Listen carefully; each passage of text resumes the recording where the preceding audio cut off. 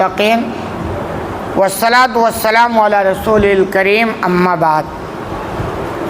باتیں انبیاء کرام کے تعلق سے چل رہی ہیں۔ حدیث نمبر ہے 3360۔ عن عبداللہ رضی اللہ عنہ قال لما نزلت، عبداللہ رضی اللہ عنہ سے روایت ہے کہ جب قرآن کی آیت نازل ہوئی، آیت کیا ہے؟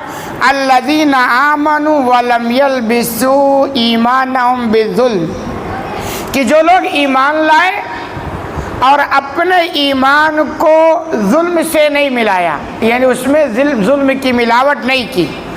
قلنا یا رسول اللہ، قرآن کی آیت جب نازل ہو گئی تو صحابہ نے کہا اللہ کے رسول اینا لا یظلم نفسا، ہم میں سے کون وہ ہے جو اپنے نفس پر ظلم نہ کرتا ہو؟ ظلم کا مطلب کیا سب کو پتہ ہے، کسی کو مارنا، کسی کو پر ستانا، کسی کا کچھ چھین لینا، کسی کو یہ سب ظلم کہلاتا ہے۔ تو ایسے ہی آدمی بس اوقات اپنے نفس پر ظلم کرتا ہے، کوئی ایسی چیزیں کھاتا ہے جو اس کے جسمانی اعتبار سے نقصان ہے تو اس کا اپنے اوپر ظلم ہے۔ ٹائم پہ کھاتا نہیں، ٹائم پہ سوتا نہیں، یہ سب کیا ظلم کی شکل ہے؟ یہ الگ بات ہے، ظلم کے الگ درجات ہیں۔ تو صحابہ نے کہا اللہ کے رسول یہ تو بڑی خطرناک، یعنی بزبان حال یہ تو بڑی خطرناک بات ہے کہ اصل کامیابی ان کے لیے ہے جنہوں نے ایمان کے ساتھ ظلم کی ملاوٹ نہ کی ہو، اور ہم میں سے کوئی بھی نہیں ہے جو ظلم نہ کرتا ہو اپنے نفس پر۔ بھئی کبھی ہم سوتے بھی نہیں، کبھی ٹائم پہ، مطلب یہ تو ہر ایک کے ساتھ ہو سکتا نا، کہ یہ ظلم سب کے ساتھ ہو رہا ہے تو یہ تو بڑا ٹیڑھا مسئلہ ہے۔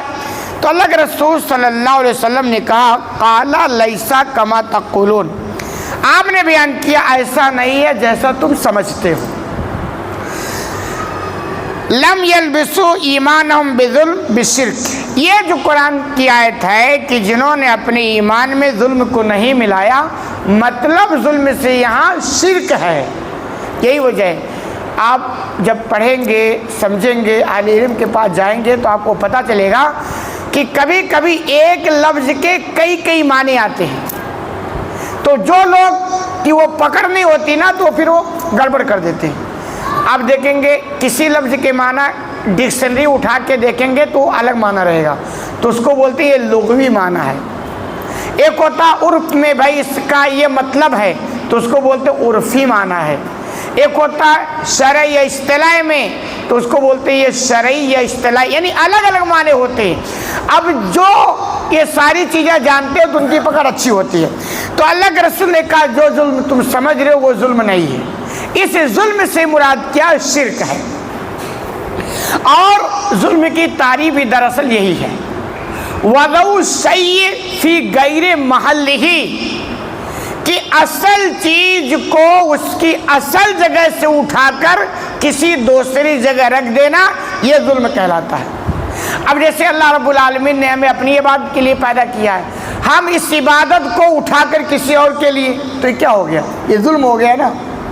اللہ نے کہا سجدہ ہمیں کرو، ہم اس سجدہ کو کسی اور کے لیے ثابت کریں، تو یہ کیا ظلم ہے نا۔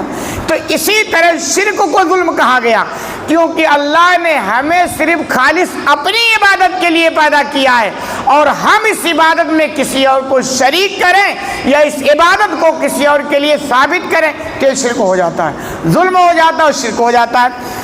اور آگے فرمایا اولم تسمعوا الی قول لقمان لابنہ، کیا تم نے لقمان علیہ السلام کی وہ بات نہیں سنی جو انہوں نے اپنے بیٹے کو نصیحت کرتے ہوئے کہی تھی؟ کیا کہی تھی؟ یا بنی لا تشرک باللہ ان الشرک لظلم عظیم، اے میرے بیٹے تم اللہ کے ساتھ شریک نہیں ٹھہرانا، یقیناً شرک بہت بڑا ظلم ہے۔ تو شرک کو انہوں نے بھی ظلم کہا، کیونکہ ظلم کا مطلب ہی ہوتا ہے کہ جس کی جو حق ہے اس کو اٹھا کر کہیں اور ثابت کر دینا۔ اللہ رب العالمین نے شرک کی بڑی مذمت بیان کی ہے، یہاں تک ہے کہ اگر کوئی بندہ شرک پر مر گیا توبہ کے بغیر تو یہ وہ گندگی ہے نا کہ جہنم میں جلانے کے بعد بھی صاف نہیں ہوگا، اسی لیے اس کو جہنم سے کبھی نہیں نکالا جائے گا۔ باقی اور گناہ ہے تو جہنم میں ڈالا جائے گا، اس کو سزا ملے گی، وہ گندگی صاف ہو جائے گی، پھر جا کر کے ہو سکتا اس کو جنت میں داخلہ مل جائے۔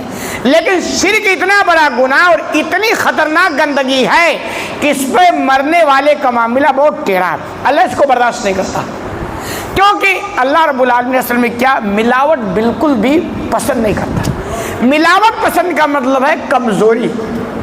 آپ ملاوٹ والا دودھ پیتے ہیں، آپ کی مجبوری ہے، یا تو پیسہ نہیں یا تو مل نہیں رہا۔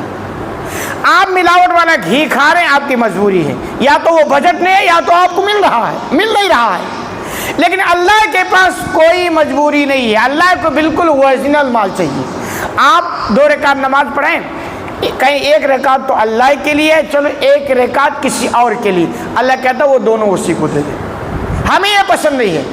تو اللہ چونکہ مجبور نہیں ہے، اللہ محتاج نہیں ہے، اس لیے ملاوٹ کو بالکل بھی وہ پسند نہیں کرتا ہے۔